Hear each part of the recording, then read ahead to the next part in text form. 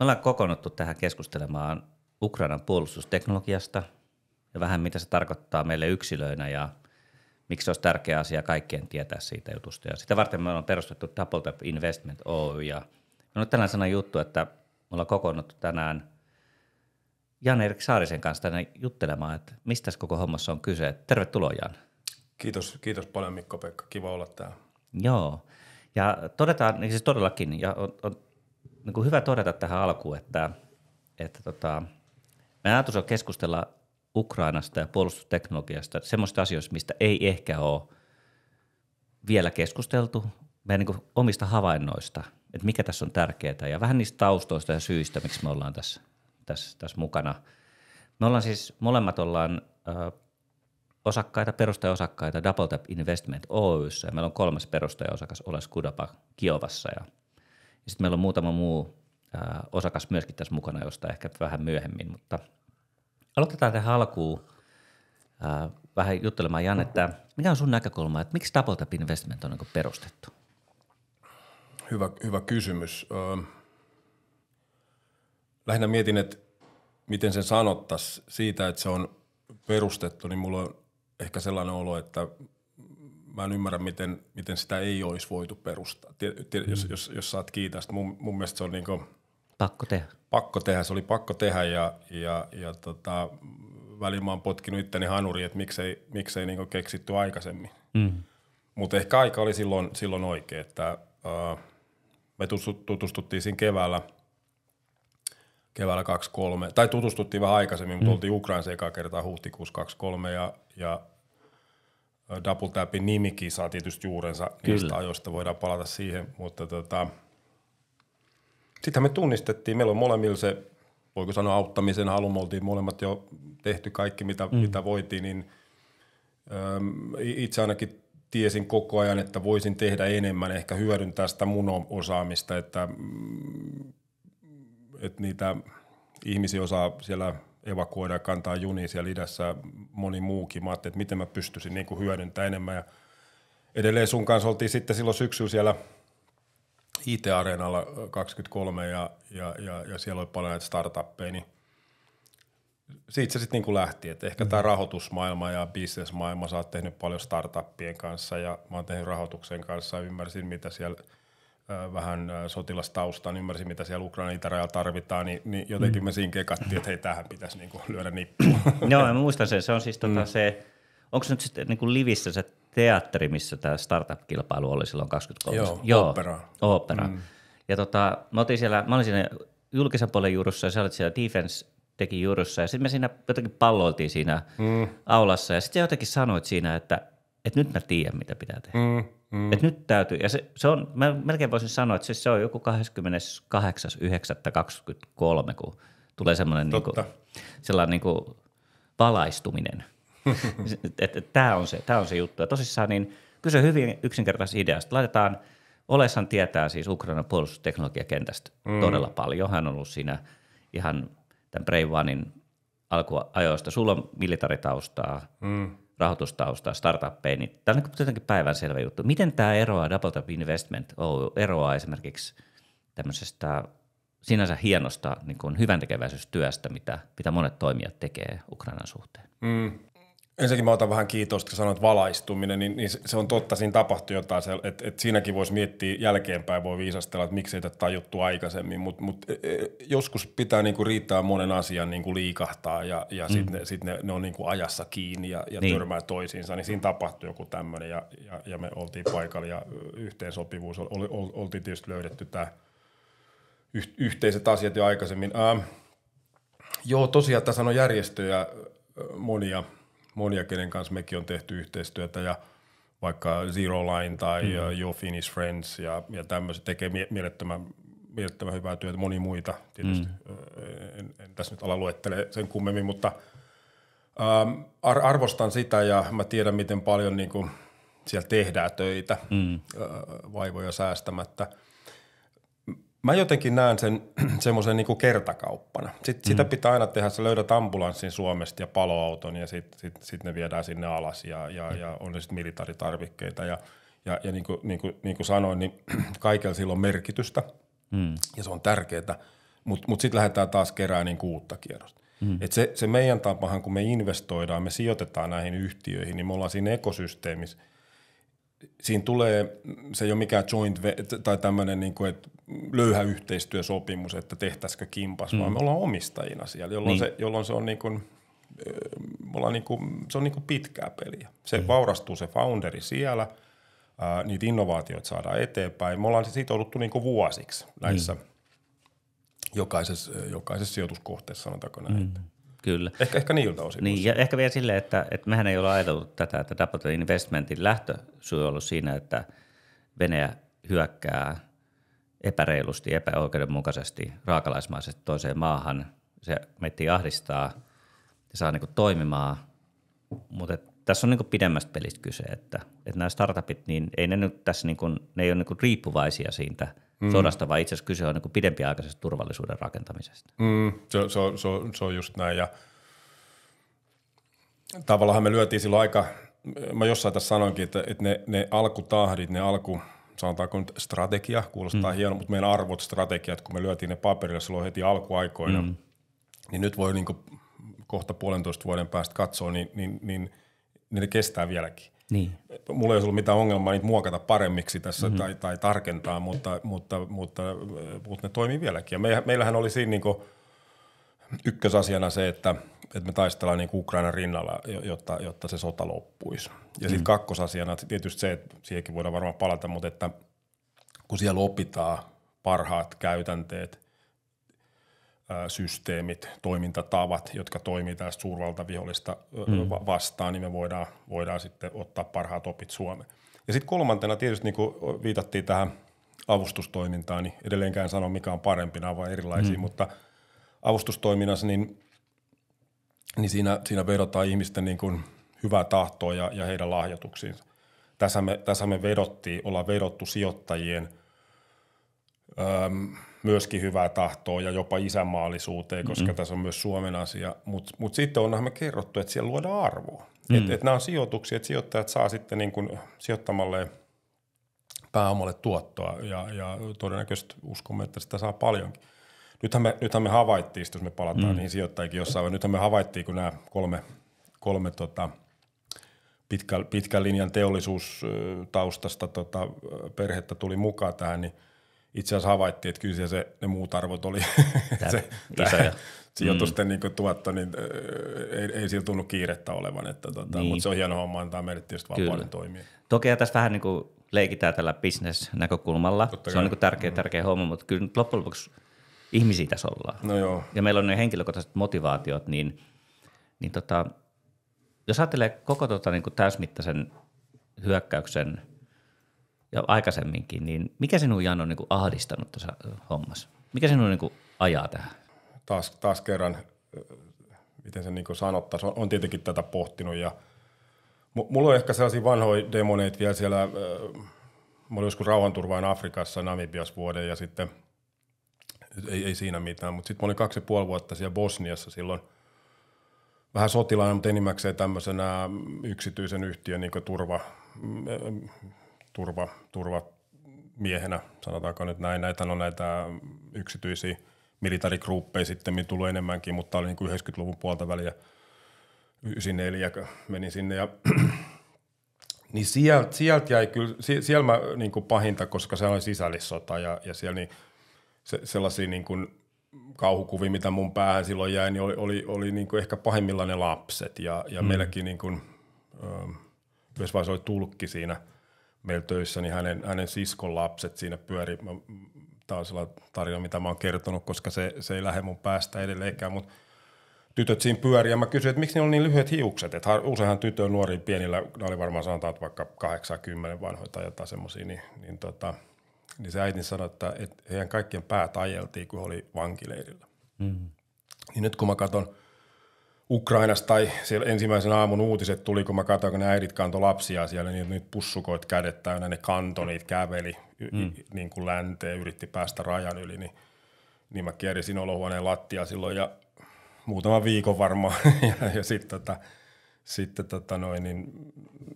mä päätin, että mä lähden sinne ja mä katson, mitä mä voin tehdä. Mutta jotenkin se liittyy tähän, niin kuin, siis sotahan on niin kuin, hirvittävä asiapiste. On olemassa kaikki vivahteita ja jossain kuolee siviili, jossain kuolee sotilas, mutta kaikki niinku kärsii. Se menee sukupolvien yli. Se periytyy osittain lapsille ne kauhut. Jotenkin mä koen, että mun pitää se pisara tehdä, mitä mä voin, että jotta tämä niinku loppuu. Niin. Tämä on siis tämmöinen henkilökohtainen juttu. Ja voisi sanoa, että niin kuin lievästi voisi sanoa, että Jan-Erik ottaa henkilökohtaisesti tämän asian. No sitten ihan vielä niin taustoja, koska tässä on niin muutama semmoinen juttu, että sä et ollut niin toukokuussa 23 tai IT-areenassa 23 ensimmäistä kertaa Ukrainassa. Että kerrotko vähän, että miten se sun niin kuin tarina sinne lähti sitten keväällä? No joo, miten mä sen haluan tylsistyttää ketään, niin voisi tiivistää, mutta niin kuin sanoin, niin se ahdisti ja se pyöri ja mä en saanut sitä niin kuin kaalista. Tiedän, että en ole ainoa, Suomessa varsinkin, niin kyllä se moni koki näin. No mulla oli etuna se, että lapset oli isoja ja tiedätkö, niin kuin, miten mä sanon. Ja mä oon ollut sotatoimialueella pitkiä aikoja aikaisemmin, että mä luulin hahmottavani, millaista se on. Ja mä siinä tosiaan hetken kirosin, että vitsi kun mä voin mennä. Ja sitten yksi päivä mä sanoin, että kyllä mä taidan mennä. Ja vaimo sanoi, että nyt taitaa olla parasta, että sä meet, että mitä sä tarvit, mä käyn apteekissa. niin hakee, tarvitse lääkkeen. Ja sit mä pakkasin repuja ja mä menin sinne ja pääsin Kiovaan. Kiova oli tietysti sekaisin siinä alkuaikoina ja mä olin pari päivää siihen, sain SIM-kortit ja vähän yhteyksiä ja sitten mä työnsin sinne Harkovaa sitten parin päivän jälkeen. Ja siellähän oli sitten niinku sotatilanne ja siellä pystyi niinku tekemään heti. Ja me tehtiin näitä evakuointeja paljon, siellä on paljon ihmisiä, jotka ei sieltä rajat lähde, niin tietysti autettiin heitä, jotka sinne jäi ja jotka halusi pois, niin autettiin pois. Ja sitten siellä on tämä Foreign Legion, ne perusti silloin heti alkuun, niin Ukrainan niin muukalaislegiona ehkä se kääntyy, niin heidän kanssaan tein paljon yhteistyötä ja autoin tietysti, niin kuin sanoin, niin kuin siviilinä en seonnut siihen sen enempää, mutta toimin heidän kanssaan aika paljon. Niin, sullahan syntyy sitten tuosta ihan väistämättä niin kuin, syviä tämmöisiä ystävyyssuhteita ja yhteistyösuhteita tuommoisessa tilanteessa ja nämä on tietysti nyt sitten Tabotapissa ja tässä hommassa niin kuin siirrynyt toiselle tasolle, mutta haluaisin kertoa sulla kuitenkin niin kuin henkilökohtaisia, kun puhutaan henkilökohtaisuuksista, niin henkilökohtaisia ystäviä siellä ja jollekin on huonosti. No joo, väkisihän tässä ystävystyy, kun kulkee, tutustuu ihmisiin. Mutta nyt viittaa tietysti tähän Aleksi Lysanderiin ja se oli tietysti, siinä nyt meni vähän jouluaatto tietysti pilalle, kun uutinen tuli siitä, että hän on menehtynyt siellä. Mutta Aleksin kanssa me törmättiin tosiaan silloin, jos muistelen niin hyviä aikoja vielä, niin ihan siinä alussa Aleksi oli tullut Irpinistä siihen Kiovaan lepäämään. Mä tulin Harkovasta ja järjestelee asioita ja vähän vetää henkeä. Tosiaan se oli vähän sellaista levotonta koko kylä ja ulkona liikkumiskielto taisi tulla 10 Kiovassa. Silloin siellä idässä tuli jo 8 vissiin. Ja sitten mä istuin sellaisessa kapakassa, siellä jotain kapakoi työllä auki kumminkin, niin istun siellä ja sitten mä katsoin, että siinä on sellaista väkeä, joka mä tiesin, että nyt nämä ei ole nyt niinku ihan tästä, ei ole toimittajia tai muita, että ulkomaisia, mutta jotain muuta. Ja yhtäkkiä mun vieressä seisoo kaveri ja sanoo, että tosiaan toi on tullut Suomesta. Ja mä oon antanut niin tajat siihenkin, että istu palas. Ja sittenhän siinä kävi kaikenlaista. Siinä oli pieni painimaaottelu brittiläisten kanssa, josta Aleksin kanssa voitettiin. Sitten istuttiin siinä aamuasti.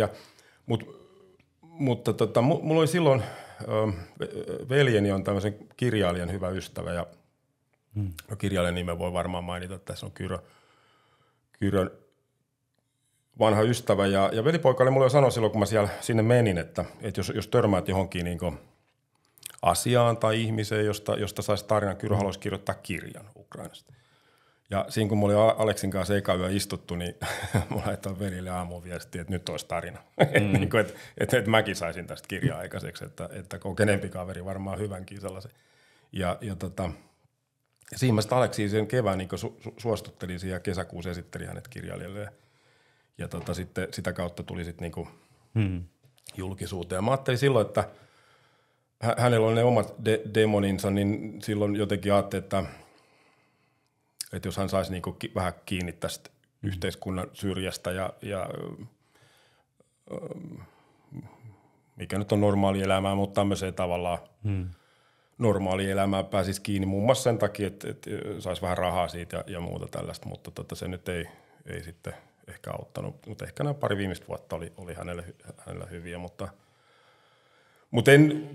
ei puhuta siitä enempää, mutta nämä on tietysti sellaisia, mä sen suurityön jouluna tein ja vähän liikaakin nähnyt julkisuudessa, kun kaikki ilmoittautuu niin kuin uhreiksi siinä, kun Aleksi menehtyi, niin mä ajattelin, että ne uhrit on ollut enemmän Aleksi ja hänen läheisensä kuin nämä tässä matkan varrella tämmöiset kaverit.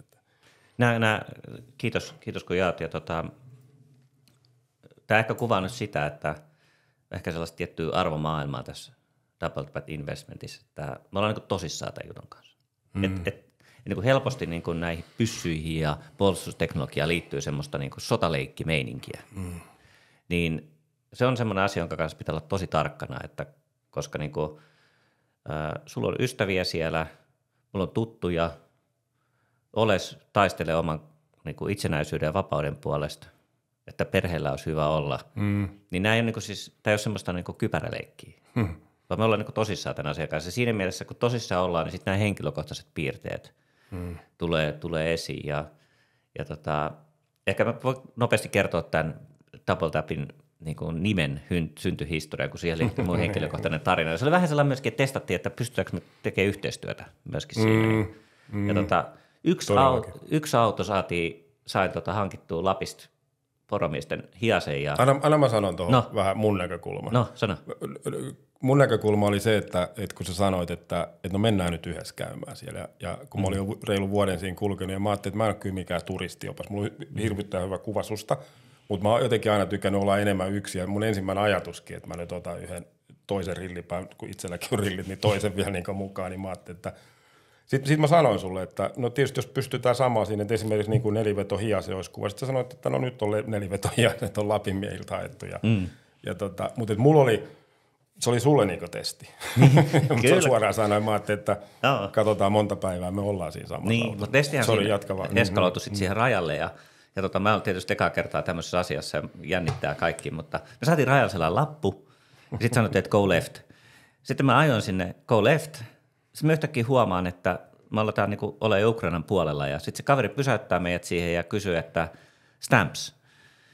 Ja sitten että mikä stamps, että tuossa on passi ja tuossa on tämä lappu. No, että stamps, two stamps.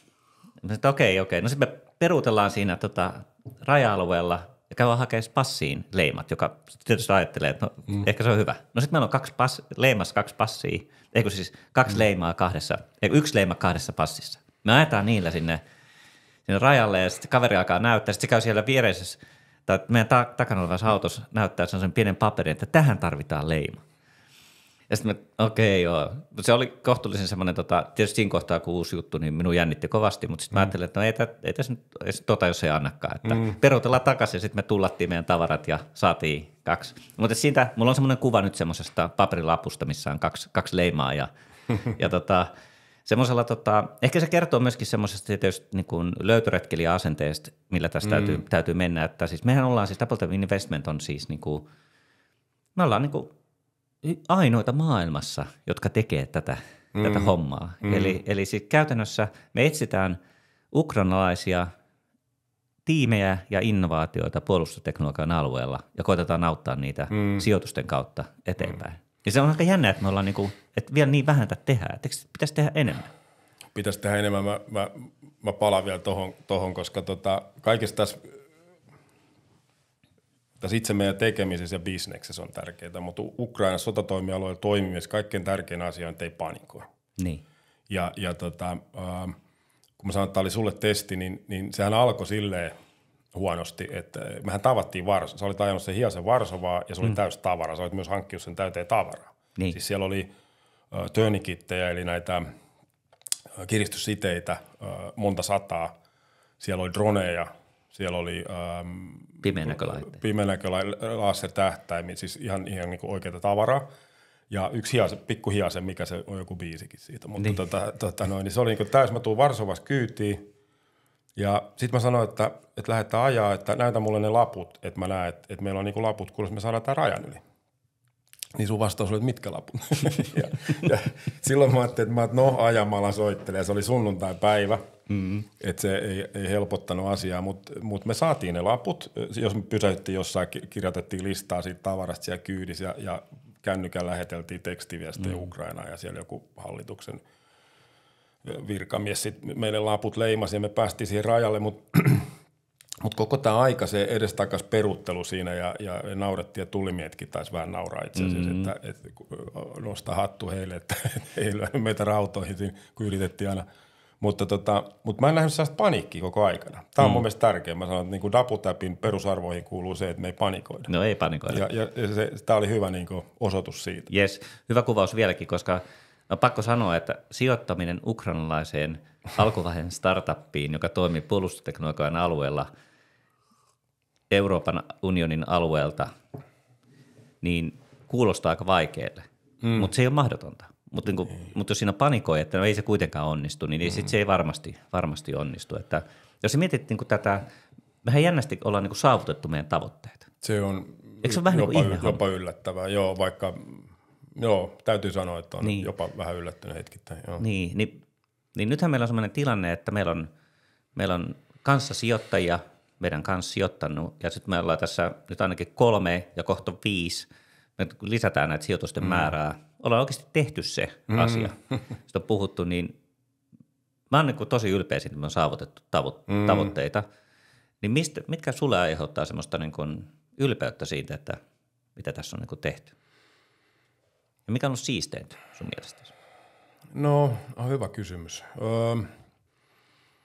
Ensinnäkin se, että ei ole helppoa, niin siinä tekee mieli heittää vanha sanonta, että ei pidä rukoilla kevyempää taakkaa, vaan vahvempia hartioita. Ja ei se tarvitsekaan olla helppoa. Onnistumista on aina tietysti siistejä. Että tietysti me ollaan nyt sellaisessa vaiheessa, että mä varmaan ajattelin, että me oltaisiin oltu paljon nopeammin alun perin. Mutta nyt kun katsoo taaksepäin, niin hirveästi me ollaan saatu aikaa lyhyessä ajassa. Henkilökohtaisesti, jos nyt puhun mikä on siisteintä tässä on, tämä on niin kuin mun ikigai, niin kuin mä joskus sanon. Tästä tulee niin kuin kaikki asiat, mitä mä oon eläessäni tehnyt, jotenkin kulminoituu tämä. Kaikkea sitä osaamista, mä en puhu vaan rahoitusalasta tai startupeista tai puolustusteollisuudesta, vaan ihan kun mä kuljen, kun nyt tässä yksi reissu tässä syksyllä, kun mä menin sinne Mustameren Odessa ja niille aloin Mykolaivia, niin mä menin sen Moldovan kautta, niin silloinkin kun mä kuljin siellä niin kuin reppuselässä ja mä otin linja-autoa, että mä pääsen rajan yli niin kuin nopeammin ja helpommin, niin mä ajattelin, että tämäkin on semmoista, mitä mä oon tehnyt eläessäni, että nekin taidot nyt niin kuin mä pystyn hyödyntämään niitä. Niin. Mikä on niin kuin siisteintä mun mielestä on se, että kun mä aamuisin herään, mä tiedän, että mä teen asioita, joista mä pidän, jos mä oon hyvä, niin tää on ihan mahtavaa. Kyllä. Jos mietit niin kuin Olesia, meidän yhtiökumppani siellä Kiovassa, niin mitä ajattelet, mikä niin kuin Olesista olisi siisteintä? No Olesista olisi varmaan ensinnäkin siisteintä, että se saisi perheensä takaisin Ukrainaan, että tuossa kun aikaisemmin mainitsit Olesin, niin mä ajattelin, että silloin, onko nyt 10 vanha se Solomia ja tytär ja vaimo, niin tämä kun eskaloitu 24. helmikuuta, eli kohta 3 vuotta sitten, niin tämä tilanne, niin vaimo ja tytär muutti Puolaan. Ja ne väli käy Ukrainat tietenkin, mutta eikä se ole se ensimmäinen tavoite, että saadaan Olesin perhe kasaan. Mutta hänellä, eihän se tarvitse niinku miettiä, että missä se sydän on ja minkä puolesta se niinku sykkii. Että kyllähän se on tämän sodan lopettaminen ja rauhan tavoittelu. Hän on rahoitusalan ammattilainen, mutta myös tuommoinen niinku hyvin perillä myös sotilasasioista, sanotaanko näin. Ja vähän meitä nuorempikin. Hän nyt ei ole vielä 40, että on nuori poika, mutta mikä se olisi, 36 jotain. Niin, eikä sille. Mutta anyway, niin Olesi tutustuessa yksi semmoinen tavoite Olesi saattaa olla tämän perheen lisäksi myöskin, että kun hän on hyvin innokas Kiovan Dynamon kannattaja, niin että pääsisi esimerkiksi Shakhtar Donetskiin vastaan pelaamaan tämmöisen paikallisottelun ihan silleen niin kuin. Joo. Ja ollaan me siellä matseissa oltu muutaman kerran nyt päästy niin kuin livenäkin, että se on totta, joo. Ja se ei ole, toi ei ole muuten vähäpätöinen asia. Kyllä siellä idässä on saanut kunnian saada sen militarihenkisen Kiovan Dynamon hiemerkin, niin mä käytän sitä kun on kerran siviili enkä ole sotilas, niin monta hyvää keskustelua puolesta ja vastaan. Siellä on vahvoja jalkapalloon liittyviä tunteita siellä idässäkin, että siinä on kyllä monta, sanotaanko, niin yhteyttä löytynyt myös sitä Kyllä.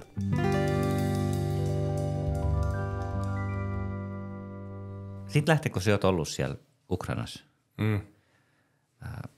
ja nytkin, niin sulta on varmaan kysytty, että no mikä siellä on tilanne? Mut kysytään kanssa, että no mikä siellä on tilanne, että onko siellä Kiovassa niin kuin, juoksuhautoja? Että mehän ei niin kuin uutisista saada semmoista, mun mielestä me ei saada niin kuin ihan täysin kokonaiskuvaa ja ei niin isosta maasta ja niin monimutkaisesta tilanteesta voikaan saada niin kuin nopeasti kokonaiskuvaa. Se pikkusen menee niihin sotatapahtumiin se uutisointi. Mutta jos sun nyt kysytään alkuvuodesta 2025, niin tällainen, hei mikä nyt on tilanne, että mikä siellä Ukrainassa on, niin mitä sä lähtisit siihen vastaamaan? Vai vastaisitko ollenkaan? niin, no kyllä mä yleensä hyvää sillä tarkoitetaan, haetaan. Hirveän usein ihmisellä on, ne haluaa kertoa mikä heidän mielestä se on, mutta ne heittää ensin tämän kysymyksen, jotta he pääsee sitten itse kertomaan. Mä saatan usein aloittaa niin kuin sillä, että samoin uutisia me luetaan, eikö niin se luetaan ja katsotaan ja länsimaista mediaa pääasiassa ja sitä kuvaa, jonka se välittää. Ukrainassa on paha tilanne, se on ollut koko ajan sotaan, niin kuin sanoin, niin sehän on niin hirvittävää, että sitä ei pysty media kertomaan. Kiovan, siinä Pohjois-Kiovassa oli juoksuhautoja niin kuin reunoilla, varmaan vieläkin, mutta silloin alkuun niitä näkikin. Mä mietin sitä, me ollaan sunkaan silloin se kevät 23, niin me käytiin Makarivin alueella tutustumassa kouluihin. Ja Kiovassa Ukrainassa on siis se tilanne, että se on laki tai asetus tai joku määräys, että lapset ei saa mennä kouluun, jos koulussa ei ole pommisuojaa. Siis mehän nähdään uutiskuviakin, miten kesken koulupäivän lapset juoksee pommisuojaa, ja se on hirvittävää.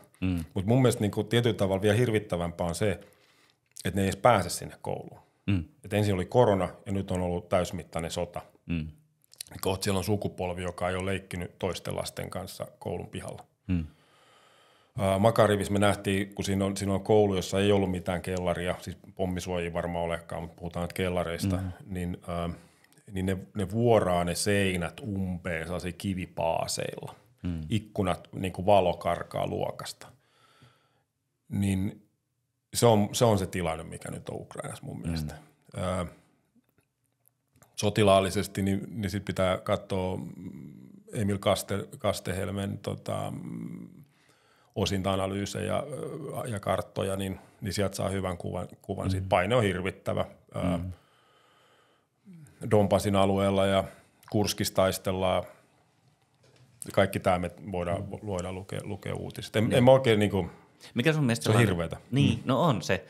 On se. Ja se, mikä mä oon tässä itse huomannut tuossa ihmisten kanssa keskustelleessa, että sellainen tietty melankolia, tietty stressitilanne, niin kuin se tulee sieltä vähän niin kuin silleen, alkaa tulee läpi, vaikka ihmisillä on niin kuin toivoa ja startup-founderit koittaa saada liikevaihtoa ja rahoitusta ja siis ihan normaali yhteiskunnan toiminta, ravintolat pelaa Kiovassa tyyliin sillä lailla. Mutta sellainen tietty surumielisyys siinä on, että kyllä se niin kuin 1057 päivää, niin kyllä se näkyy ja sitten kun mä ajattelen tätä, niin minun suoraan sanoen aika paljon jurppii se EU-lainen tai ranskalainen ajatus, että hei Ukraina, että mitäs jos nyt vähän kun luovutatte niitä alueita, että saataisiin tämä niinku homma loppumaan ja tulee Ukrainastakin tuloksia, jossa ihmiset on sitä mieltä, että rauha pitäisi saada ja sitten voitaisiin luovutella niitä alueita. Niin se voi olla, että joku tommonen on niinku edessä, mutta sitten jos miettisi vähän niinku omalta kohdaltaan, että Lahti ja Jyväskylä ja Kuhmo ja Kajaani, niin ne oli niinku meidän kaupunkeja, mutta nyt ne ei niinku enää ole. Niin kyllä vaikka siihen joudut pakotettaisiin tuollaiseen juttuun, niin kyllä toi tuntuu ihmisten sydämistä toi asia. Etenkin niin, että sieltä idästä on ihmiset joutuneet muuttamaan Kiovaa, menettäneet koko omaisuutensa. Täytyy rakentaa elämä uudestaan, niin siinä on aika vaikea mennä niin kuin ulkopuolelta huutelemaan, että luovutelkaas vähän alueita. Ja miten tämä mentaalinen tavallaan, miten se tätä olet hahmottanut? Sitten niin kuin ihmisten ajatusten ja sydämen tilanne. Joo, hyvä tarkennus. Siis toihan ensinnäkin niin kuin henkkotasoilla, ihmistasoilla, mutta myös niin kuin niin kuin tällainen geopolitiikka, että jos väkivallalla voidaan Euroopassa siirrellä rajoja, niin ei se ihan hyvä viesti ole. Tämä on ihan ok, jääkää nyt siihen. Siis se, mikä toi on hyvä, se on totta, siellä sen unohtaa vähän itsekin välillä, kun kulkee siellä, niin saattaa, voi olla ilmahälytys ja huomaa, että monet ei reagoi. Sitten se voi olla, että sä meet kadun alikulkutunneleista, ylität teitä Kiovassa, niin sitten sä huomaat, että siellä istuu äiti lasten kanssa siellä metrotunnelissa ja tärisee. Niin. Ihan niin kuin tuossa voisi ajatella niin kuin rautatieasemalla. Niin siellä olisi. Sitten yhtäkkiä sä tajut, että hetki, nyt on ilman, että on tuonut lapsensa piin. Niin. Sehän muuttaa sen pelin, kun sulla on niitä lapsia, mä taas palaan. Niin. Tai sitten silloin tunnistin, ehkä ne oli niitä mun Bosnia-muistoja, mutta siellä idässä silloin alkuun, niin Harkova oli aika autio ja jos mä siellä törmäsin sitten sotilaisiin tai poliiseihin, niin nehän aina katsoi kaikki liput ja laput ja usein niillä oli sitten niin kasvot peitetty tai liina, niin kun sä näet vaan silmät, niin sä näet niistä silmistä, että ne ei ollut varmaan vihaisia eikä ne ollut aggressiivisia, mulla oli kyllä laput, että mä sain olla siellä, mutta ne katsottiin kaikkia tarkasti ja niistä silmistä niin näki, että hei älä leiki meidän kanssa, nyt mä en jaksa. Että katsotaan ne ja sitten ne on niin väsyneet, ne on rasittuneet ja ne on vielä sitä nykyäänkin. Tässä oli mun mielestä yksi hyvä, kun meidän yhteinen tuttava näissä kiihdyttämöön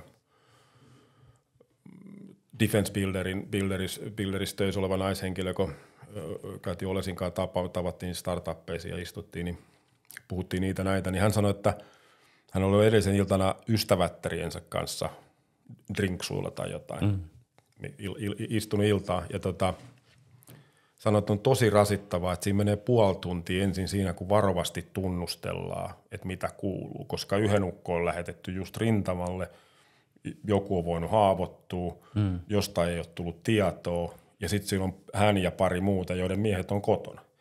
Se asetelma on jo niinku semmoinen, että ne vanhojen ystävien kanssa, niin se ei olekaan enää saas lepposta keskustella. Niin tämmöisiä niinku pinnan alla olevia asioita, jotka ei tällaiselle turistille, joka siellä käy aina vähän kääntymässä, niin ne niinku sitten heti näykkää. Niin, että kyllä se tiettyä varovaisuutta pitää olla, kun antaa mielipiteet, että mikä tilanne Ukrainassa on. Että meillä on kuitenkin siinä. No nythän meillä on tämmöinen sitten, niin kuin, miten se sanoisi, no me omistetaan muutamia ukrainalaisia firmoja, siellä on ukrainalaisia tyyppejä niissä firmoissa kehittämässä ja jutellaan vähän näistä Ukrainan puolustusteknologian jutuista, koska siellä on... Piristytään vähän. Niin kyllä. Mutta että onhan näilläkin on Sashalla ja Aleksilla ja kaikilla on kamuja siellä ja ne on niin kuin aika lähelläkin sitä toimintaa, niin sitten tiettyä surumielisyyttä, mutta on siellä myöskin aika kovaa niin kuin intoa ja energiaa sit niin kuin ratkaista niitä ongelmia, niin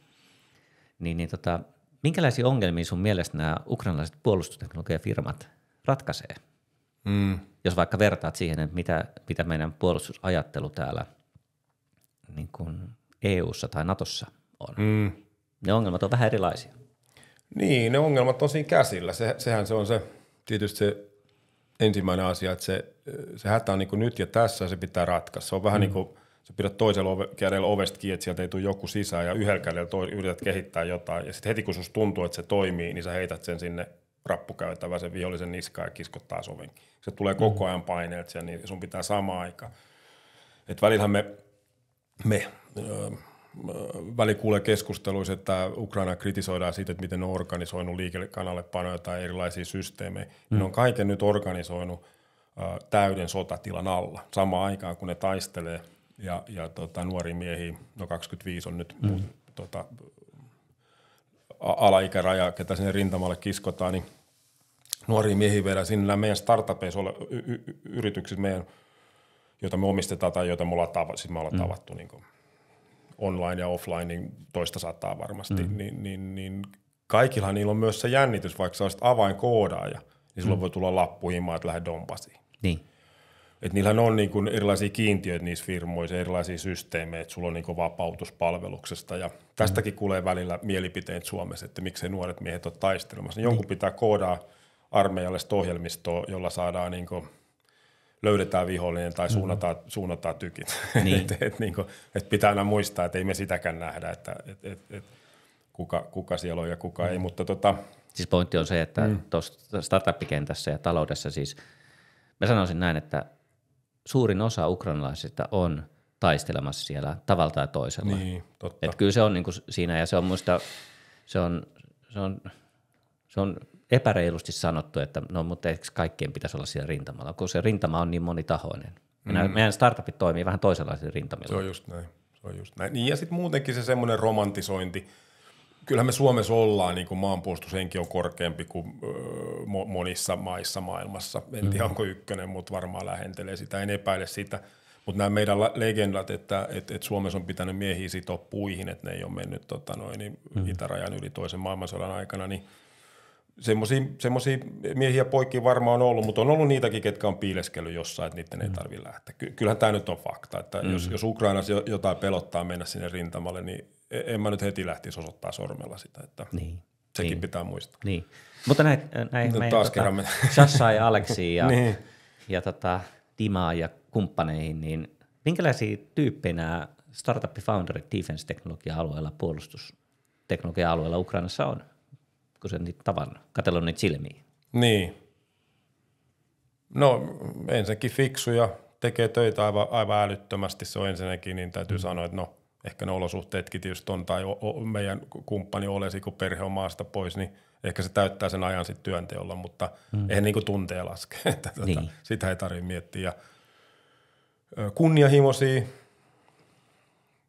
ja kyllä kaikilla on se, kaikkihan nämä tekee, se, että missä armeijan auttaminen ja se loppuu ja business alkaa, niin en mä aina tiedä, missä se raja on. Niin. Et nyt me omistetaan sitten Griseldaa, niin nyt tuli just sinne käsky käytännössä, että ne tekee kaupallista tavaraa, mutta nyt tuli pari viikkoa sitten niin muutama Shahedi läpi Kiovan ilmapuolustuksesta niin, että osui presidentin, jos ei siihen palatsi, niin liian lähelle keskuspankkiin, muutama tämmöinen osuma, niin sieltä tuli valtionhallinnolta, että tämä ei käy päinsä, se on, niin kuin se on vaarallista, mutta se on vähän niin kuin nolokin, että ne ei saa niitä alas, niitä vaan nyt tulee paljon, se on vaikeaa, mutta palataan siihen.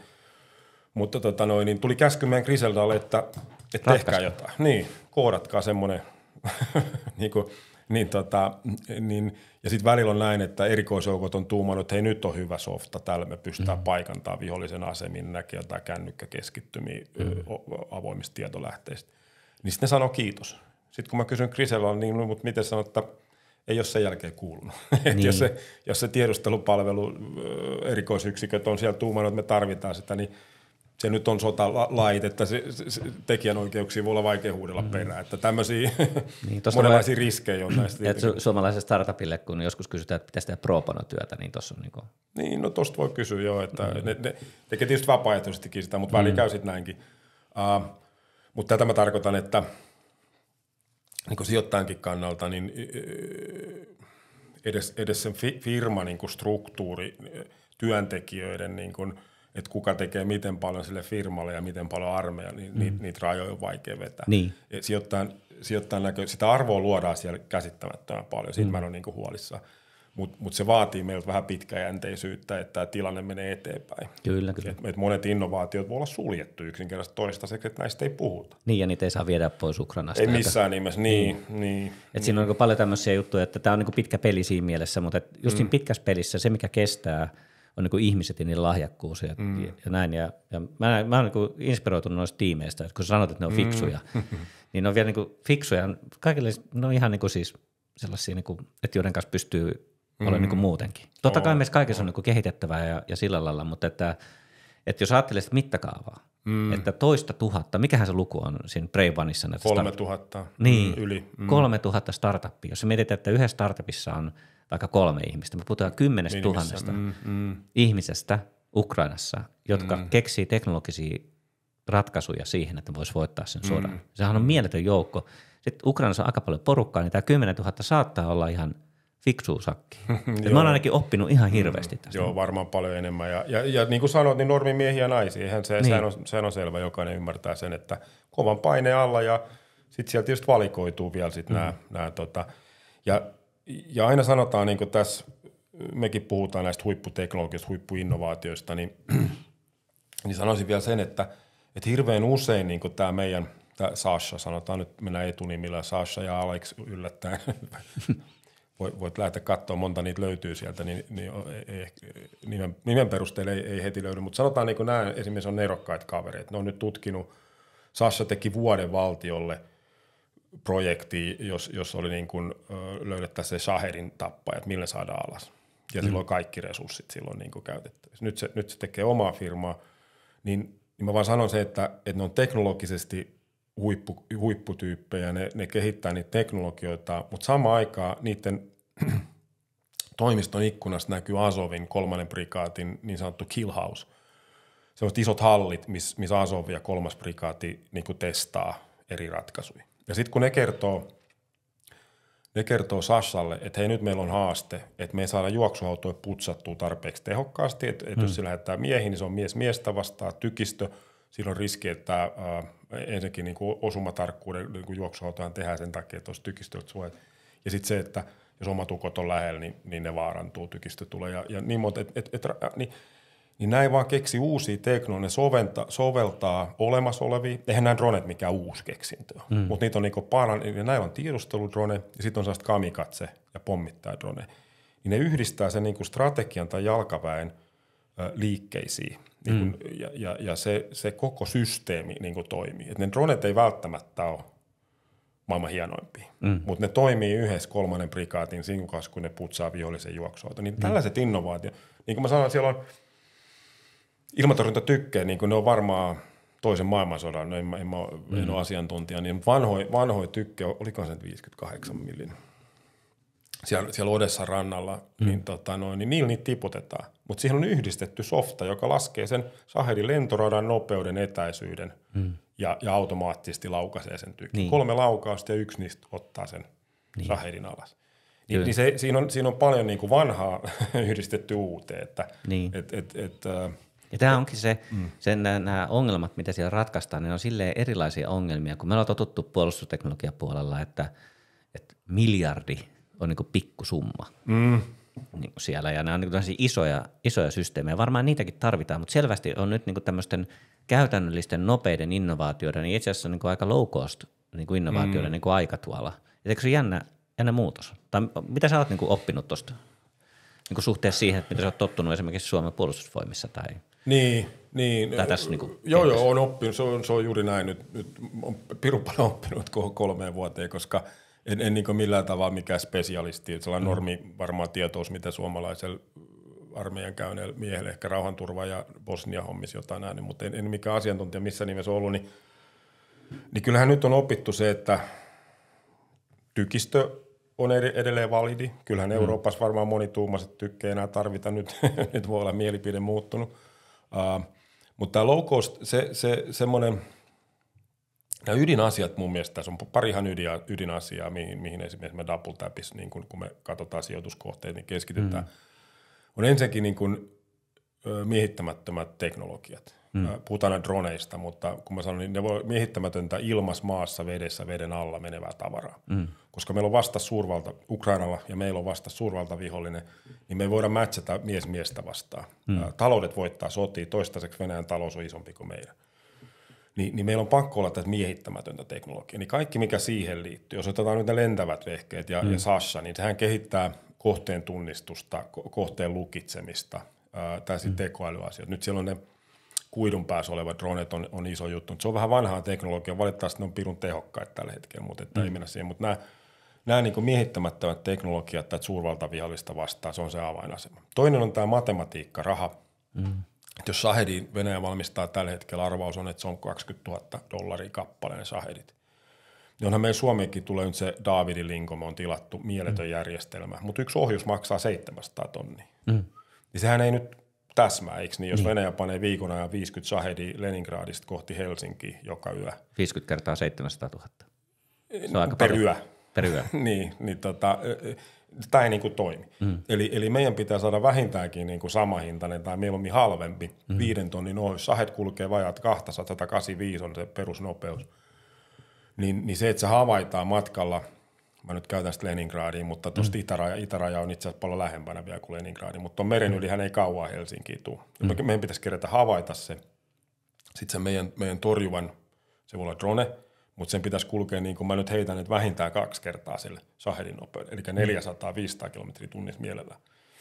Ja sitten sen pitäisi maksaa se, niin sanoinko mä jotain, että se pitäisi maksaa mielellään niin kuin alle 5 tonnia kappale. Niin kyllä tuossa aika paljon innovaatiota. Niin se ei nyt ihan heti se ei ole helpporasti, sanotaanko näin. Tuossa on merkittäviä ongelmia, mutta siinä, että kuka niitä pystyy ratkaisemaan, on just nämä fiksut ihmiset, tämä lahjakkuus. Ja minusta sä oot lanseerannut mulle tämän käsitteen tällaisesta niin oma osaamisen huoltovarmuusasiasta, niin toi on minusta semmoinen juttu, että mun mielestä Suomessa meidän kannattaisi kiinnittää huomiota siihen, että kyllähän meidän yksi juoni tässä on se, että mitä me opitaan ukrainalaisilta firmoilta, että olisiko semmoisia juttuja, mitä täällä Suomessakin voitaisiin käyttää. Ja tämä, että miten me asioita tehdään, niin voi olla se innovaatio, ei se, mitä tehdään.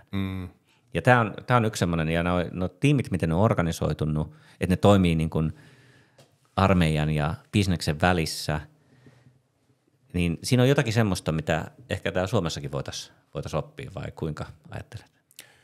No tämä on, näin mäkin ajattelin. Tästä me on puhuttu ja vähän niin kuin tutkittukin asiaa. Mulla ei ehkä ihan riitä se tietämys siitä, että mitä kaikkea Suomessa on tehty ja tehdään, koska mä hetkenkään epäilen, että meillä on pitkään tähän varauduttu ja ollaan niin fiksuja ja se ymmärretään tämä asia. Meillä on huoltovarmuuskeskusta ja Millokkia ja puolustusvoimia, erilaisia myös osakeyhtiöitä, jotka toimii lähellä puolustusvoimia, jotka kaikki tekee tätä fiksuja ihmisiä. Yksilötasolla nämä ihmiset kaikki ymmärtää sen, mä epäile hetkeäkään. Se, koska ne organisaatiot sitten taipuu vielä joustavampaan toimintaan, niin se saattaa ottaa aikaa. Mutta niin kuin sanoin, niin väliin mulle tulee sellainen tunne, että vitsikö tätä tehdään, mutta mä suoraan sanon, mä en ole ihan varma, mitä kaikkea Suomessa tehdään. Niin. Ja vaikka olisin, niin ehkä mä en sitä huutaisi sitä ääneen, että ne alkaa mennä niille tasoille jo sitten. Mutta tämä on varmaa, että meillä pitää olla niinku kyky tuottaa tällaisia. Nyt ei kannata ostaa, vaikka nyt mä sanoisin, että mä tiedän Ukrainassa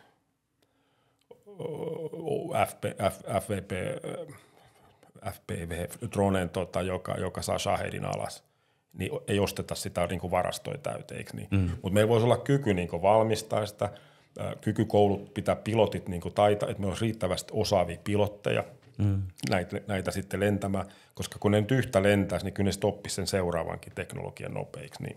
Niin tämmöisiä, niin kuin tämä osaamisen huoltovarmuus, niin joku sen mulle tuossa sanoi vuosi 2 sitten ja poimin äkkiä talteen, se kuvaa varmaan hyvin sitä. Niin. Sitten tämmöinen, joka nyt on jaksanut tänne asti kuunnella, niin nyt tulee tämmöinen niin kuin business-idea. Oho. Ja tämä pitäisi sanoa siinä alussa, että ne jaksaisi kuunnella tänne. Niin joskus täytyy sinnikkyyttä harrastaa, että yksi mitä me ollaan huomattu on se, että nämä komponentit itse asiassa ratkaisee. Ja komponenttien logistiikka ratkaisee siinä jutussa. Ja nyt on tullut vähän sellainen stereotyyppinen, että ei saisi olla kiinalaisia komponentteja. No vaikka niitä vähän olisikin, niin kuitenkin on niin, että sit omaa komponenttituotantoa pitää lähteä ajamaan ylös. Ja niin kyllä jos yhtään niin ajattelee, että jos ei niitä juttuja tehdäkään Kiinassa, vaan niitä pitäisi tehdä Euroopassa, niin eikö tuossa ole niin aika kiinnostava liiketoiminta-idea niin monille, että semmoisen joustavan korkean teknologian tuotannon ylösajaminen on minusta yksi semmoinen aivan keskeinen homma, mitä me voitaisiin Suomessa esimerkiksi tehdä. No joo, se on just näin tästä. Säkin olet käyttää sinunkin suustasi olen usein kuullut tämän, että kun on kultaryntäys, niin kannattaa valmistaa myydä lapioita, eikö niin? Tai jotain muuta. En mä tiedä, sopiiko tämä nyt ihan suoraan tähän, mutta tähän korostuu nyt tämä tilanne sillä, että ensinnäkin jos meillä olisi Suomessa, mä nyt tehtäisiin huippudroneja, mikä on tällä hetkellä, otetaan nyt vaikka drone. Se voi olla vaikka kuulosuoja, ihan sama. Niin ensinnäkin sen tuotteen tai elektroninen sodankäyntiin liittyvä vaikutus. Tämä on itse asiassa hyvä esimerkki. Mutta joka tapauksessa niin sen tuotteen on oltava niin hyvä, että sillä on kansainvälinen markkina. Sehän ei riitä, että sinä ja minä nyt tehdään tässä ja puolustusvoimat vaikka vähän ostaisi meiltä, joka olisi jo paljon saavutettu, mutta ei, tuskin se ihan sillä pysyisi se bisnes ja ainakin niin kuin se pitkän tähtäimen näkymät olisi heikot. No sit voidaan, mutta jos sen tuotteen pitää ensinnäkin olla riittävän hyvin, jotta sillä on kansainväliset markkinat. No nyt jos sillä on kansainväliset markkinat, niin mielellään myös sit USA. Ja nythän tämä korostuu siinä, että presidentti vaihtuu maanantaina ja se viimeinenkin tuote, joka sinne nyt on mennyt, jos on kiinalainen komponentti sisällä, niin se ei enää mene. Eli vaikka se olisi kuulosuojaa, vaikka se olisi drone, vaikka se olisi sähköisen elektronisen sodankäynnin tuote, niin siellä on yksi kiinalainen komponentti siinä suomalaisessa tuotteessa, niin USA-markkina on nyt kiinni. Niin. Eli niin jos ei näitä vielä tehdä, niin kuin sanoit, niin nyt jonkun kannattaa säkkiä. A, tunnistaa, mitä ne on ne komponentit, B, alkaa tuottaa. Niin, että jos ollaan nyt niin kuin kalahtaa, että mullahan voisi näitä juttuja olla, niin meihin voi olla yhteyksissä, niin katsellaan mitä tehdään. Koska niin kuin, tässä on tekemistä ja ihan varmaan jotain tällaista tehdäänkin. Niin, mutta aina voi tehdä enemmän ja silleen jännemmin. Joo, eihän me tätä keksitty. Kyllä tämän on tunnistanut tämän asian moni muukin. Kyllä.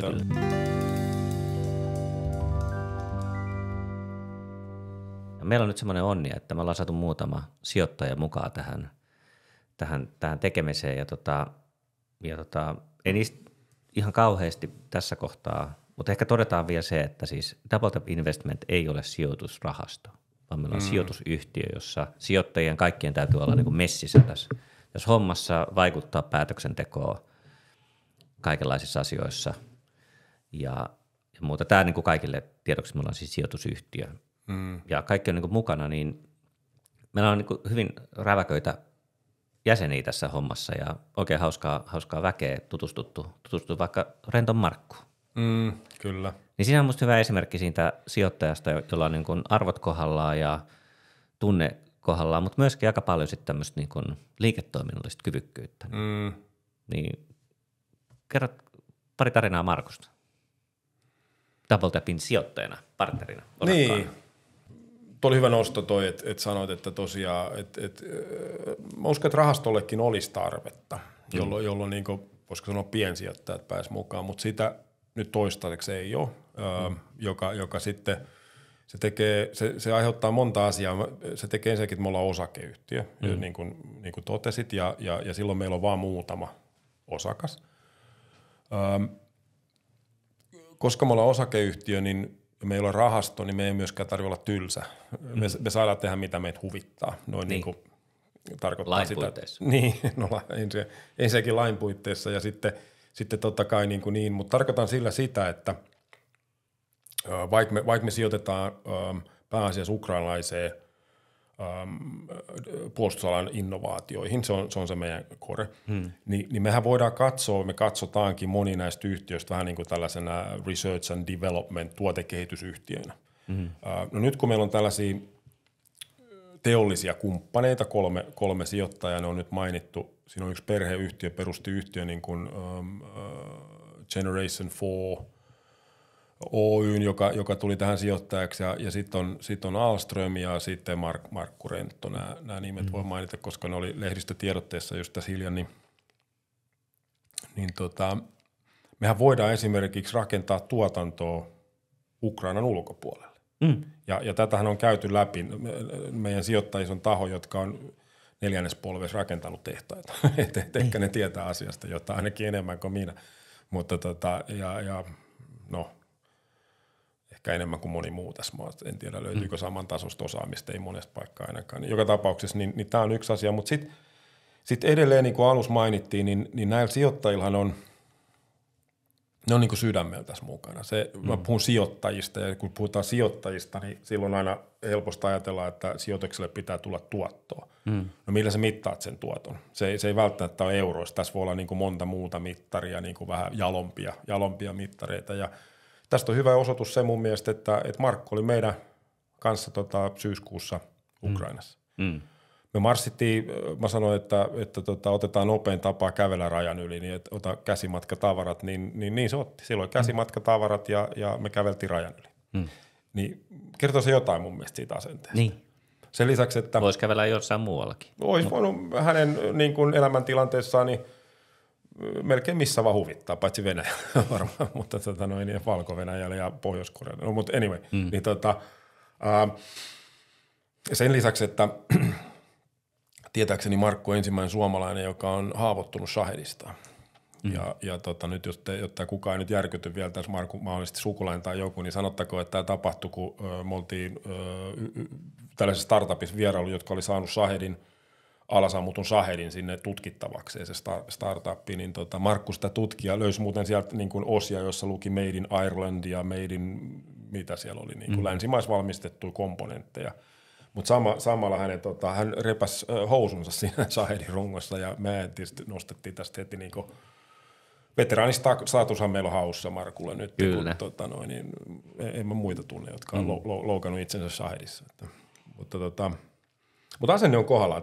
Tämä pätee kaikki näihin meidän sijoittajiin. Et se on niinku tosi vahva ja syvällä. Se on taas kerran, vaikka me sijoitetaan Ukrainaa, niin mä puhuisin niinku isänmaallisuudesta. Tämähän on niinku isänmaallinen asia olla tässä mukana. Ja ne, jotka miettii, että olisipa hienoa olla tässä mukana, niin tämä on niinku se niinku lähtövaatimus siihen etenkin, koska voitte kuvitella, että kuinka paljon riskejä tässä sijoittamisessa on. Meillähän on kaikki punaiset liput mahdollista niin kuin tässä jutussa.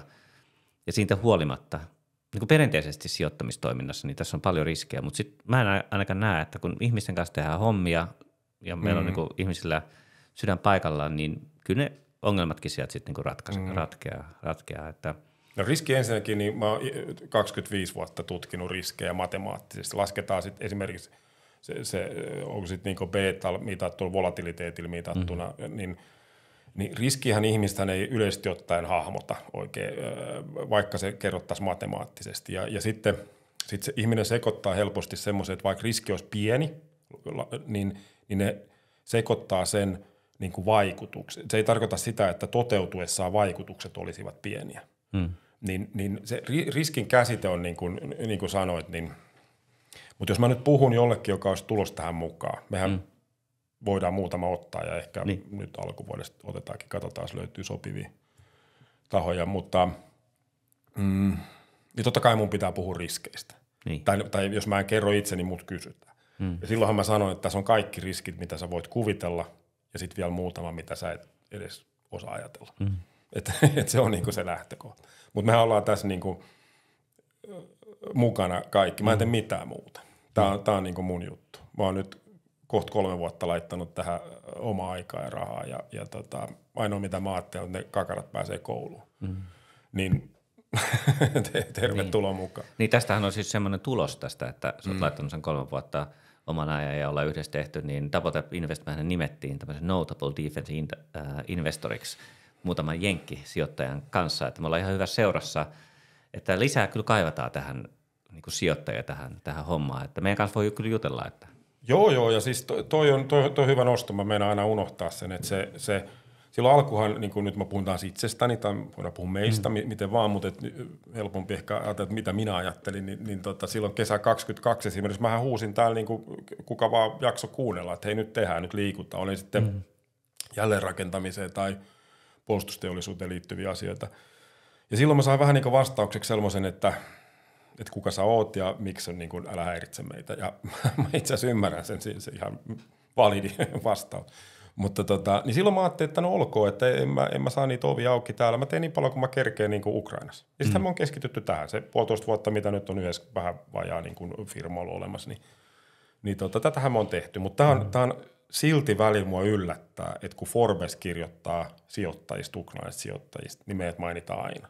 Niin. Ja tutkimusyhtiö listaa notable, voidaan toistaa tätä sanaa, mä tykkään joka kerta, kun mä kuulen, niin notable investors niin kuin Ukrainassa, niin siinä on muutama jenkki ja me. Niin. Ja sitten vielä nämä jenkit ja vastaavat, niin nehän on kaikki, by the way, rekisteröity johonkin Neitsyt-saarille tai Kanalin saarille tai jotain. Paikalliseen tapaan. Niin mehän ollaan suomalainen osakeyhtiö. Niin tämähän on tuonut meille esimerkiksi tämän NATO Investment Fund, NIF, niin esimerkiksi niin nyt on kiinnostunut, tai täällä on tämmöinen toimi. Kun nehän ei toimi niiden veroparatiisien kanssa, mutta ne voi toimia meidän. Niin. Tämä on Tarkoituksella ja jopa välillä mä mietin, että onko me käynyt niin kuin säkään, että me on osuttu. Mutta ehkä kun me on tehty oikeita asioita ja marssittu tasaiseen, niin ehkä se sitten niin kuin poikii. Niin, ja sitten kyllä niin kuin Suomen mikä osaketietokannassa yritysrekisterissä oleva Oy, niin sitä käsitellään osakeyhtiölain mukaan ja seurataan, ja me ollaan siinä mielessä täysin läpinäkyvä niin siinä jutussa. Että se tavallaan vähentää sitä riskiä, että tässä olisi jotakin hämärähommia. No sitten nämä sijoittajat, ketä nyt tuli syksyn mukaan, niin se DD-prosessit, mitä siinä yhteydessä tehtiin, niin kestää kyllä minkä tarkastelun tahansa. Että, se meillä on tietysti kunnossa. Se oli hyvä nosto kanssa. Kyllä. No tämä tavoitteen ja unelmoinnin voimahan on huima. Se ei välttämättä aina ne unelmat toteudu, mutta lähes, että Kuuseen päästiin ainakin Katajaan tyyppinen niin kuin juttu. Niin mitä siihen nyt ajattelet, että jos ajattelee, tässä on nyt vähän niin kuin kohta alkaa vuosi 2026. Tässä ei ole enää kuin 350 jotain päivää siihen. Niin mikä sun mielestä olisi hienoa, että mitä tapahtuisi seuraavaksi DoubleTapin osalta? Tietysti hienointa olisi se, että Venäjä häviäisi, Ukraina voittaisi ja sota loppuisi. Se olisi niin se. Mutta niin tässä meidän pienen osakeyhtiön tiimoilta, niin mitä asioita, minkälaisia kysymyksiä haluaisit maailmalle esittää, että jos joku haluaisi auttaa sinun jutussa, niin missä asioissa? No hyvä, että säästit nämä helpot kysymykset tähän loppuun. Joo, siis nythän on 4. talvi tämän sodan eskaloitumisen jälkeen. 4. talvi. Se on aika paljon, kun ajatellaan, että vihollinen valmistautui 3 päivän sotaan, niin jos 3 päivässä pystyy tulla 4 talvea, niin se joku voi yllättää. No nyt siis meidän niin kuin ihan sellaiset konkreettiset tavoitteethan on nyt niin me sijoitetaan lisää. Meillä on siinä shortlistalla nyt paljon potentiaalisia yrityksiä. Voi olla, että me tarvitaan siihen pääomia vähän lisää joihinkin, niin katsotaan millä tasolla siellä sitten niin kuin liikutaan. Ne me tarvitaan, ne me halutaan tehdä.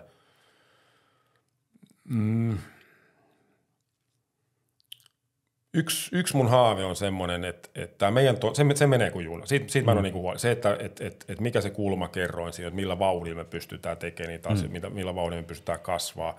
Voi olla, että me saadaan iso liitto, niin kuin mä mainitsin, NATO Investment Fundin tai sitten jotain näitä jenkkejä, jotka ei ole itse osannut. Siellähän on moni, jotka on kytännyt näitä tilaisuuksia, mutta niiden se minimisijoitussumma on niin iso, että ei ne ole saanut niitä näihin yhtiöihin. Mutta esimerkiksi meihin ne voi saada, jolloin me saataisiin lisää niin kuin voimavaraa. Tämmöiset asiat on, niin, nämä on helppo listata. Me ollaan näistä puhuttu, me ollaan listattu niitä. Mutta nyt kun kysyt ton, niin mahtavinta, mitä voisi niin kuin tapahtua, että me saataisiin vielä niin kuin heräteltyä enemmän erilaisia tahoja, ei vaan Suomessa, vaan laajemminkin. Että hei, nyt on niin kuin hätä, lopettakaa se käsien päällä istuminen. Tämähän on ihan hirveetä, niin kuin mitä nämä isot eurooppalaiset valtiot. Saksa Scholzi selittää, taas se toppasi jonkun paketin. Ne ei niin kuin tee tarpeen. Suomessa me voitaisiin tehdä enemmän. Mä haluaisin vielä nostaa, että nämä niin kuin merkittävät sijoittajat, merkittäviä sukuja, jotka on toiminut Suomessa. Eilen tehtiin, siis meiltä kysytään, kun me tehdään näitä sijoituksia, niin eilen käytiin esimerkiksi läpi, niin siellähän kysytään, että ei ole mitään siteitä Venäjää. Ei ole mitään lähelläkään ketään, joka puhuisi Venäjää. Siis melkein niin kuin tällä tasolla niin dokumentteja. Niin Markku Rentolta, mä kysyin eilen, niin sanoi, että no itse asiassa 1800-luvulla me sijoitimme tällaiseen rekakaaperia, niin 1800-luvulla niin kuin Venäjän tsaarin ajan joku yhtiö. Niin sanoo, että he vielä omistavat niitä osakkeita. Että nämä katugangsterit Pietarissa ja Moskovassa on yrittänyt niitä häneltä, niin hän ei anna niitä. niin mun piti tämäkin raportoida sinne, mutta mä tykkäsin siitä, kun se vuosiluku alkoi 1800 jotain, sijoitimme näihin. Ja Markku ei tunnusta tätä nyky-Venäjää niiden omistajaksi. Niin mä sanoin, että jos tämä meidän sijoituskohde siellä Kiovassa niin ei hyväksy tätä vastausta, niin me ei haluta niiden kanssa asioida. Mutta tämä mun piti raportoida. Niin, siis Markku ei hyväksy nyky-Venäjää. Joo, se ei katso sitä niin kuin lailliseksi gangsterien kanssa hänen toimii ja hänen niitä osakkeita niille anna. Sori, että mä nyt siteeraan luvatta tätä eilistä keskustelua, mutta näillä niin mennään, niin ehkä tämä, mutta sori, niin, mitä pitäisi tapahtuu, niin mä sanon, että se on merkittävä tapahtuma nyt on ollut, että tällaiset niin kuin suvut julkisesti ilmoittaa sijoittavansa puolustusteollisuuteen ja sen lisäksi vielä double tappi, joka oikeasti hakee ratkaisuja, millä Venäjä pysäytetään. Se ei ole vain yleisesti jotain militaritavaraa, vaan Venäjän pysäyttämistavaraa. Niin nämä julkisesti sanoo, että me ollaan tässä mukana. Näinhän ei olisi tapahtunut 3 vuotta sitten. Sehän ei ole vain meidän ansiota, mutta jos me voidaan edelleen niin kuin kiihdyttää tätä, että miksei eläkerahastot tai jotain tällaisia institutionaalisia tahoja niin lähde niin kuin voimakkaammin. Niin. Siis ihan varmasti hyvät ystävämme Business Finlandissa ja Tesissä ja muissa toimijoissa, niin voitte odottaa meiltä soittoa. niin hyvät ystävät. Sitten nähdään miten hyviä ystäviä on. Niin. Mutta että ei mun vakavissa, se on juuri näin. Käytetään sitä, että me Suomessa tunnetaan kaikki ja pystytään keskustelemaan täällä tästä asiasta. Eihän kaikkien tarvitse lähteä mukaan, eikä se ole mikään pakkoa. Totta. Mutta että kyllä meidän vastuulla on innostaa ihmisiä tekemään tätä lisää. Joo, se on juuri näin, mä oon samaa. Ja niin kuin mainitsit nämä hyvät ystävämme eri tahoilla, niin kuin mä sanoin aikaisemmin, niin kyllä yksilötasolla nämä on kaikki samaa mieltä. Se, että he saa sen oman organisaationsa niin säännöt on sääntöjä. Siinä on, niin just näin, niin siinä on omat ja voi ottaa vähän aikaa, mutta olla oikealla tiellä, se on niin kuin varmaa. Kyllä. Tämä semmoisena loppukaneettina, että odottakaa vaan soittoa, että kyllä me täältä, me pidetään tätä lippua kyllä korkealla. Saa meillekin soitella, jos me ollaan itäitä, niin tänne päin saa. Kyllä me odotellaan puheluja kanssa. Mutta varmaan on se, että tätä Suomen ja Ukrainan lippua me nyt pidetään niin kuin tässä pystyssä. Kävi nyt sitten mitä tahansa, minkälaisia, niin vaikka nyt aktiivinen taistelu pakotetaan jotkut rauhaa, niin toi jännitteinen tilanne, niin kuin A-studiossa sanotaan, niin se kyllä jatkuu ja me ollaan havaittu, että osa jännitteistä eskaloituu meidän lähialueelle täällä Suomessa, että tämä ei ole semmoinen kampanja, vaan tämä on kyllä vähän pidempi kisa, missä me ollaan mukana ja siinä mielessä osakeyhtiö Suomessa tämmöisenä toimijana on tosi hyvä keino tehdä tätä hommaa, että vaikka tavoitteet on saavutettu, niin tätä nyt tehdään, eikö niin? Joo, kyllä me keksitään haastavia tavoitteita jatkossakin, että ei ole huolta, että ne loppuu kesken. Kyllä. Mitäs vielä ihan loppuun sitten, sinun haastateltiin just talouselämää. Hieno homma, ja että meidän toiminnastahan saa tietoa mediasta, hakee Jan-Erik Saarisen nimellä, niin löytyy kaikenlaista juttua. Tämä keskustelu ja tämä puhelin löytyy Vonecta Calleristakin ja kaikkiin, niin sitten voidaan niin kuin jutella tästä asiasta. Että tämä on sellainen kutsu kaikille, että älkää nyt unohtako tätä hommaa, että tässä on kyllä niin kuin mahdollisuuksia ja ihan oikeita tarvettakin. Se on just näin, että kuka tahansa väsyy 3 vuoden sodassa, se on niin kuin varma. Mutta ei me voida niin kuin sanoa, että me ollaan väsyneempiä kuin ne, jotka taistelee siellä Ukrainassa. Siellä montaa pelottaa, moni haluaa maasta pois, mutta moni siellä myös taistelee, niin meidän pitää tehdä niin kuin kaikki. Aina sanotaan, että niin pitkään kuin on tarpeellista, niin voisi sanoa samalla, että niin paljon kuin on tarpeellista. Meidän pitäisi tehdä kaikki, mitä me voidaan. Että tervetuloa mukaan. LinkedIn on esimerkiksi hyvä, monihan on siellä. Mä en ole vuosien varrella hirveän aktiivinen siellä somessa ollut, mutta nyt on vähän aktivoitunut nimenomaan tämän LinkedInin kanssa nyt, kun on tämä reilu vuosi tehty tätä, niin se on esimerkiksi hyvä tapa olla yhteydessä. Hyvin sanottu, että me ei voi olla väsyneempiä kuin ne, jotka siellä meidän edestä ja puolesta uhraa henkeä. Ei, jos vähän tuohon räntään väliin tulee tai juustohinta nousi pikkasen, niin se ei ole kivaa, mutta suhteenpanaa niin kuin vähän perspektiiviasioita. Näin teemme. Kiitos Jan. Kiitos Mikko-Pekka.